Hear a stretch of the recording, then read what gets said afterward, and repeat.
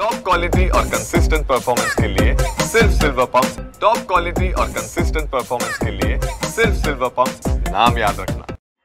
मुंबई अहमदाबाद महामार्गावरले जे RMC plant आहेत, या प्लांट मधून निघणारी जी अवजड वाहनं आहेत त्यांनी चक्क स्वतःच्या सोयीसाठी मुंबई अहमदाबाद महामार्ग चा डिवायडर खोदून रस्ता रॉंग साइडने वाहनं नेत असल्याचा प्रकार समोर आलेला आहे। आणि त्यावरती जी चिंचोटी वाहतूक पोलिसांची शाखा जी आहे यांच्याकडून आज दिवसभरामध्ये मोठ्या प्रमाणात कारवाई सुरू आहे।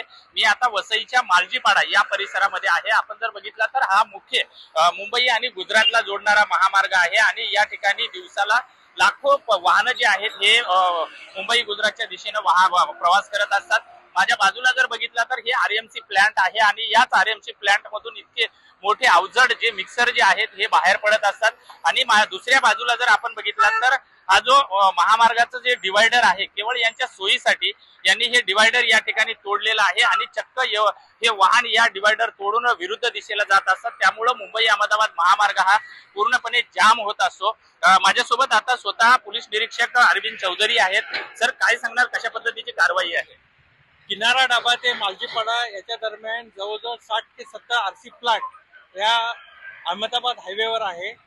अहमदाबाद ते आरसी प्लांटवर चालणारे जे मोठमोठे मिक्सर्स आहेत, तसं आयवा गाड्या आहेत, त्यांनी त्यांच्या वाहतुकीकरता, त्यांच्या सोयीकरता या ठिकाणी अहमदाबाद हायवेचे डिवायडर तोडलेले आहेत। डिवायडर तोडल्यामुळे ह्या गाड्या डायरेक्ट रॉंग साईडला घुसतात आणि रॉंग साईडला घुसल्यामुळे प्रचंड मोठ्या प्रमाणावर वाहतुकाची कोंडी होते आणि वाहतुकीची कोंडी झाल्यामुळे त्याचा फटका सर्वसामान्य प्रवाशांना बसतो, विद्यार्थ्यांना बसतो, एअरपोर्टला जी इमर्जन्सी असते जाण्याची, फ्लाईट पकडायची, त्या जनतेला बसतो, विद्यार्थ्यांना बसतो। अशा अनेक तक्रारी आमच्या चिंचोटी वाहतूक शाखेला आल्या होत्या, त्यामुळे आम्ही यांच्यावर सतत कारवाई सुरू केलेली आहे।